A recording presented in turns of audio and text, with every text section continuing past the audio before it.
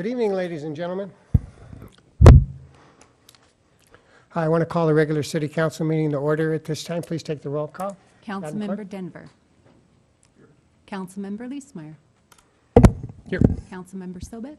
Here. And Mayor Pro Tem August. Here. And I'll note Mayor Mann is absent. Thank you.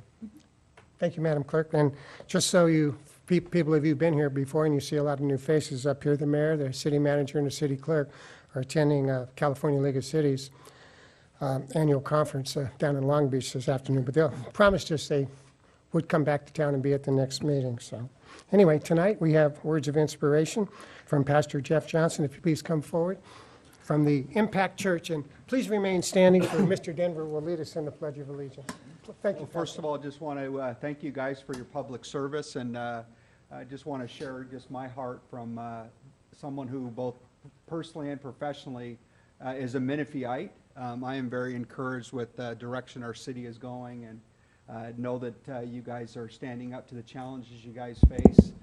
Just real quick, we actually hosted just a few days ago one of the town hall meetings to answer some questions, and was very encouraged with just the competency and the courtesy, as well as the compassion that I saw from our public servants to our citizens. And so it was just was a great thing to see. I ran across a quote today as I was kind of preparing for this, thinking about challenges, and I know that we all face challenges, and you that stand before me face a lot of big challenges, especially during this season. And the quote said, challenges in life are inevitable, but defeat is optional. So I leave you guys with those words, and I would love to pray for you if you'd allow me to. Let's pray. Dear Heavenly Father, God, I do just lift this council up before you, God. Lift up this great city. Pray that you would give wisdom, that you would give direction, that you would give strength, Lord, to face those challenges. And Lord, I just pray you would continue to bless the citizens of Menifee, Lord, this great city that we're all involved in. And so, Lord, just pray your blessing upon it tonight in Jesus' name. Amen. Thank you, Pastor. You betcha. Oh, Matt, go ahead. Sorry. Please join me in saluting our nation's flag.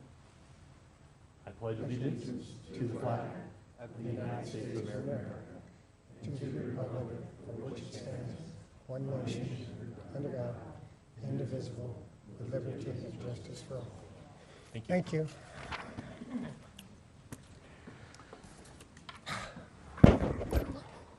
Just a kind of a note of reference, last meeting we had standing room only. They were out back in the parking lot, so you're probably pretty lucky here tonight to be here. So we're real happy to see all of you. So with that, we'll get on to number 5. We don't have any presentations this evening. On to number 6, agenda approval and modifications. Madam Clerk, do we have any changes or modifications to the agenda No, this sir. evening? As posted. Hearing none, if there's no opposition, they're approved. Public comments. Do we have any public speakers tonight, Madam Yes, Clerk? sir, we do. Okay, before we call the first speaker, I just want to remind you the decorum policy for public speakers are located on the front of your page. I won't read them tonight, so they're on the front page of your comment slip. So could we call the first speaker, please? Jillian and Joni with Reality Rally.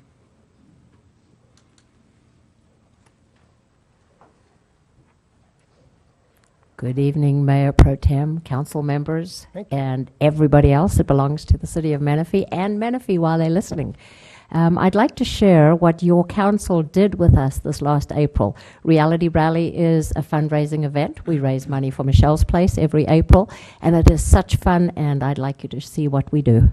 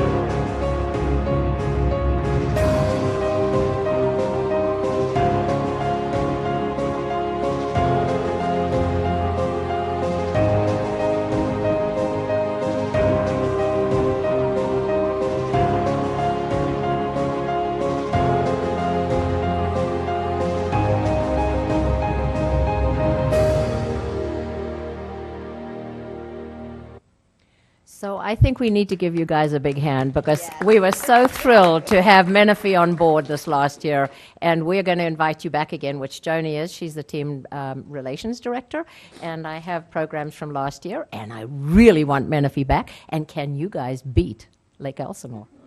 We'd love to have you come.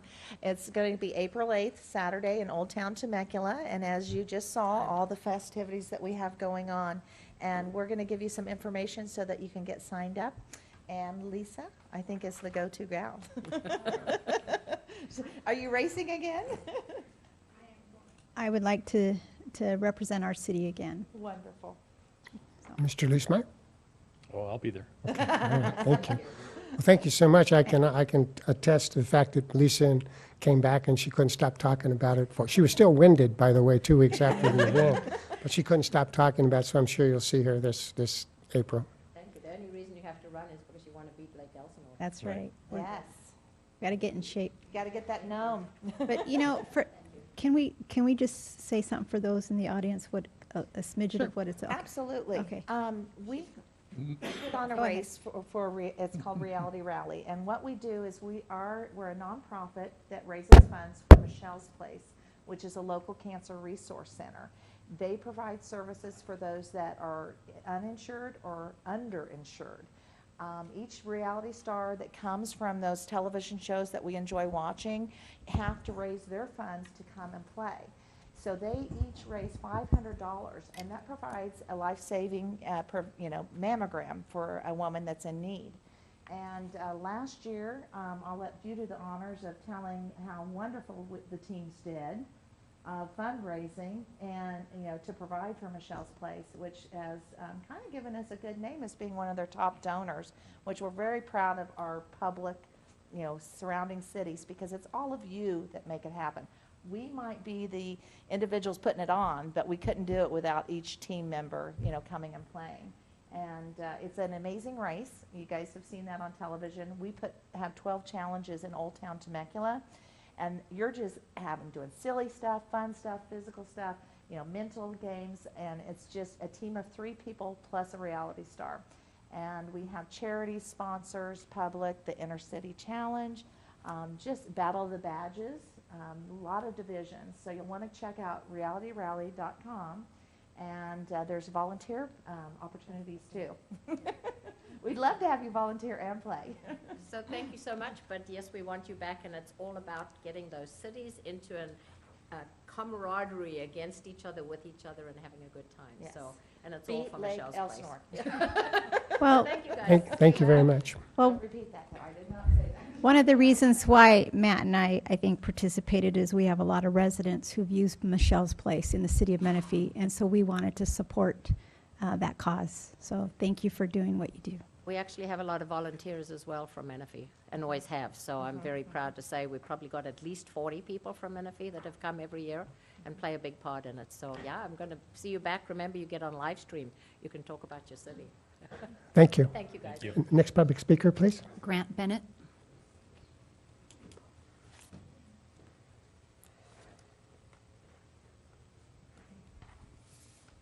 John Bennett. Good evening, Mayor Pro Tem August, City Council, and other distinguished members up on the panel. My name's Grant Bennett. I'm the new superintendent for the Parish Union High School District. I wanted to come and introduce myself. Dr. Greenberg retired at the end of August, so I've stepped into some big shoes. I've been in the district 24 years, kind of done everything in the district, but mostly down at the other end of our district. And my goal is to reach out more and to be into Menifee more, to show a presence here, to help improve what we're doing with our kids, because the kids in our schools are your kids too, and we want to make sure that we're preparing them for the 21st century, learning that they need to be successful when they leave school. My goal is we want every kid to have an option when they leave the high school, whether it be they want to go to a 4-year university, they want to go in the military service and serve our country, or they want to go into the workforce. And we feel like we have a lot of things really going well right now, but we can get better. We can always get better, and that's, if we're not trying to get better, we're stagnant, and we're not going to improve what we're doing for our kids. So I'm here to represent our district, and I want to say thank you to the city of Menifee for the support they've given the Parish Union High School District over the years, and I look forward to increasing and really building on that collaboration. So if there are any If- questions for me. I do. If we were to vote for Measure Q, what would it do for us? Well, that's an elementary district school that's bond. right, that's It's right. K-8, so Right. it would help build schools for the elementary school. I think they're going to want to build another middle school and another elementary school, but So I'm is there with the another big bond kids. measure, is there another bond measure coming from you for the new high school? Well, if Measure 51 passes, or Proposition 51 passes with the money for a school bond, we already have our plans done for the high school number 4 down off of Wickard there.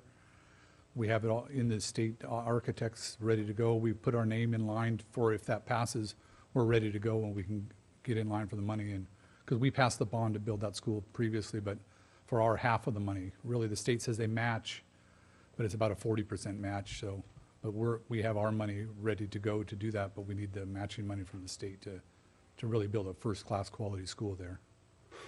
Thank you, Mr. Bennett. Are you going to be performing around the city at all the local talent shows I've like already been Mr. told Green? I was doing that.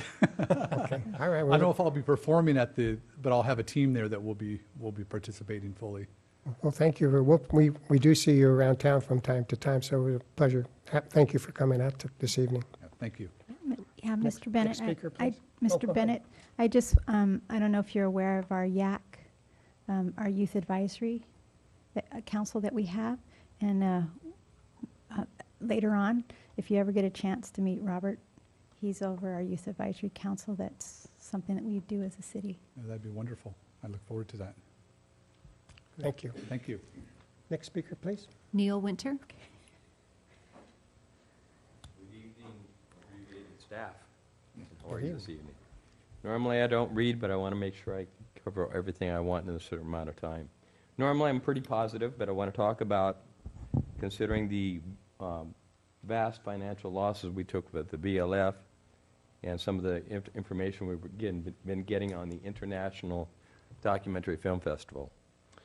And so I wanted to ask some questions. I know you can't answer them, but hopefully the press will be able to pick that up and make sure that those questions be asked over the next couple of debates that we have. So with that said, one of the questions is, how many people are estimated to come from other areas to attend? The initial number was 200,000. Later in an email, the number came down to 100,000. Then in a meeting in the Oasis community meeting, that number was downgraded to less than 50,000. The mayor also stated they would be staying and dining in Murrieta and Temecula. What actual recognized well-known stars have committed to attend this event? Based on Wikipedia, there are 25 validated international documentary film festivals in California, and they're all international. None of them are in Menifee. Since MSJC and Santa Rosa are going to be supplying interns to actually run the specific areas of the venue, that means zero cost to the film festival for the crowd logistics. In an email penned by the mayor, he indicated the help of the Rotary Club, Menifee Arts Council, the city's Economic Development Committee, and the Chamber of Commerce would be brought in to help as well. This means finding vendors and other people to help with this event, again, costing the festival no money. How much will police security cost us? How much will the service to clean up afterward cost us? On December 6th, there's a mayor's reception, which I don't know if you're aware about, but it's called the mayor's reception. The ticket cost is $500 each. Since the mayor's title is being used, will the city see any of the revenue from this event? Since the mayor has the title of executive director, is he going to receive any monetary compensation prior to or after the event, whether it is for a political contribution or a salary? So these are questions I just wanted to bring up. I know I had limited time, but I wanted to have everybody know that this was taking place. There's a lot of research. I have a full packet. I can make copies for all of you. Thank you. Thank you, Mr. Winter. Next public speaker. Kenneth Rudabaugh.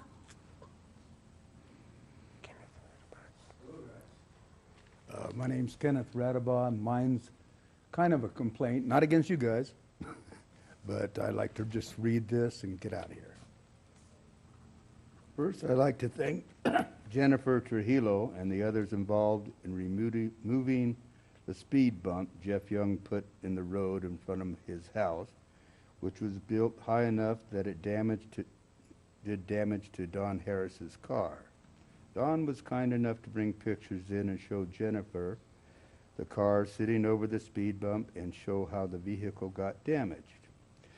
Jeff Young's speed bump also discouraged a lot of neighbors, relatives, and friends to visit us because of the potential damage to their vehicles. Also, I would like to thank Jennifer and others again for stopping Jeff from grading and possibly destroying the front of my property that is dedicated for the future use of roads. But now Jeff has a 4,000 lumens light activated, 4,000 lumens light activated, security light mounted, high on top of his house and facing the west side of my property. My property is 2.5 acres, and it's not lighting up his property, it's lighting up half of my property. The light is blinding. Jeff has the same light shining onto the road and the wildlife conservation area, while again not shining on his property. It is annoying. People 1/4 to 1/2 miles away, even annoying to people 1/4 and 1/2 miles away. I've had the sheriffs out twice, and they said there is no law they can enforce and to contact the city. I contacted the city and left a message with Ivy Barron answering machine last week. She's the code enforcement technician. I have not heard from her yet. I asked Jennifer about it while we were having another issue with Jeff, but she said there was nothing she can do about that. Monday, October 3rd, I went in and I filed the complaint and everything like you're supposed to do, and haven't got a call yet. So I'm here today to ask you if it would be okay for me to put a similar light facing west toward his light in hope that it will affect the sensors in his light to make it dimmer. Kenneth, Yes. thank you for your comments tonight, and if you would meet Gina Gonzalez out in the lobby, she can take down some information. We can get you a response from the appropriate people at staff. Okay, I appreciate that very much. I know you guys wouldn't like this either, but I'm patient. Okay, thank you so much. okay. Yeah. Where, can I ask Kenneth where you live? Yes, I got that. Where are you? I just, Is that who I'm supposed no, to get? no, just in the city, where do you live? Oh, Menifee. Where? Golden Jay Lane. We're all 2.5 acre lots on the little island E- by where the Pinto Ranch used to be, East of the freeway? east of the 15 freeway. 215? Or 215 freeway and. Down south of Scott? Briggs. Okay, South all of right. Scott, I'm sorry, south of Scott. Okay, thank you. Thank you very much. Next public speaker? Tanya Radaba. Who's this? Good evening to you, and thank you for letting me Speak in the microphone, speak. please. My name's Tanya Radaba. I'm Ken's wife, and the thing that I have concerning me today is, well, it's been going on for a long time, is the speed coming down Briggs Road at the junction of Scott. On both sides, I feel like it should be a 35-mile-an-hour speed limit. The road is very narrow, and the visibility is poor. And we're a rural community, and people still ride horses. I used to ride mine all the time up and down the roads. She's too old now, so I'm not. But if I get another one, I may be. And I would just really appreciate it to slow the speed down there. It should not be at 55 or whatever it is now. And they even go faster than that. And the postman doesn't even like stopping to put the mail in the boxes anymore. So that was my concern, and I just wanted to bring it before you and hope that maybe we could get that speed limit reduced. Have you talked to someone at the city about this before? No, I haven't. Okay, I'll tell you what we'll do. You probably heard this before, but if you could talk to Gina out in the lobby, and we'll get traffic, she's right there. And we'll probably get somebody from traffic to look into it for you. Okay, thank you so much. You're welcome. Mhm. Next speaker, please. No further speakers, sir. Hey, thank you very much, and thank you to all the speakers. And with that, we'll move on to council Updates and comments. Are there any council updates, comments, board, committee, or commission reports that members from the council would like to speak about tonight? Ms. Thank Sobek. you. Thank you, Mayor Pro Tem. Each year, we as a city council, we approve CDBG grant money to be used for nonprofits in our city. And one of them is the Assistant League that provides clothing and needed items for school-aged children. Mayor Pro Tem and August and I were invited to meet with the Assistance League the other night at Kohl's as they helped and furnished clothing for 161 children here in Menifee. What a great opportunity that was to see the decisions that we made with the funds that we're allowed to give to a nonprofit being used here for families and children at need. We understand that this was the second one. They did one the week before, about another 160 children. All the women who were there were all volunteers. And the Assistance League is an amazing organization that we found out about, and the heart that they have for these children. CDBG, did I say it wrong? No, I was just going to let you know that we should probably say that this isn't coming from the general fund. It's coming Right, from CDBG grant money. grant money from the federal, is it federal government that we get it from? Yeah. Yes. Mhm. So I know each year our city accepts grant applications for this, and they allocate what they can. So that was a great opportunity. Also, I wanted to make mention that our city, the second year in a row, it's not our city, it's done through some local businesses and nonprofits, but on Thanksgiving Day, there will be a free Thanksgiving dinner at the Case and Acero Center for anyone at need, or any senior, or any family that could use that. And that will be, there will be 3 seatings, one at noon, one at 2, one at 4. There is reservations and tickets that you can call the Case and Acero Center. And so if you know anybody that could use that, we have that going on. Today, oh, they need volunteers too. Thank you. You can mention that. But today I attended and represented the city with some of our staff at the 2016 State of Riverside County, and was there representing our city today. And then this last week, we had a wonderful ribbon cutting where we were all there, so I'll let somebody else mention that. Go ahead. Nope, I'll let someone else I'll mention take that. it, yeah. Go ahead, man. So, yeah, last week we had our ribbon cutting for our Menifee Town Center. No, it's Town Center Marketplace. Yes, Menifee Town Center Marketplace. The Rich Development Group who built the project, including the Aldi's and the El Pollo Loco, Buffalo Wild Wings, and all the other amenities out there, held a great ribbon cutting. We had a lot of people out there. It was a great event, and the center's finally complete. We have a couple open spaces left, but I think it'll fill up quick. So we're excited to start reaping some tax benefits from that. Thank you. Thank you very much. And with that, on to approval of the minutes, Madam Clerk and Council, are there any modifications or changes to the minutes of the September 21st council meeting? No, sir. No, sir. Okay. Hearing none, the minutes are approved. Item number 10, consent calendar. Madam Clerk, do we have any speakers on the consent calendar this evening? No speakers, sir. Okay. Would any of the council members like to pull an item from the consent calendar? Okay. Motion to approve. Do you have a second? I'll second. Okay. Roll call, please. Councilmember Sobek. Aye. Councilmember Leesmeyer. Aye. Councilmember Denver. Aye. Mayor Pro Tem August. Aye. Okay.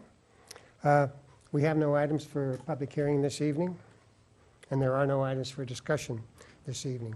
Do we have city attorney reports, Mr. Melchin? No reports this evening, Mayor Pro Tem. Okay. City manager reports, Mr. Wyman? No reports, thank you. And so now we're to future agenda requests from council members, and do we have any future requests from any council members? Just want to follow up on my request from a couple of weeks ago about getting some times on these outstanding items. Just want to say that again. We got to try and start knocking these things down. A couple of them have been there for quite a while, so I think we can start chipping on some of these. Sure, we sure will. Thank you. Any other requests? Okay, before we adjourn the meeting, I just want you all to know that when the mayor leaves the city and the city manager leaves, they leave us a lot to do. You can see at city council meetings, but we handled it effortlessly, you can see. So with that, I'd like to adjourn this evening's city council meeting. Thank you. I think you broke the record. I- I think that's the fastest meeting ever. Okay, all right, thank you.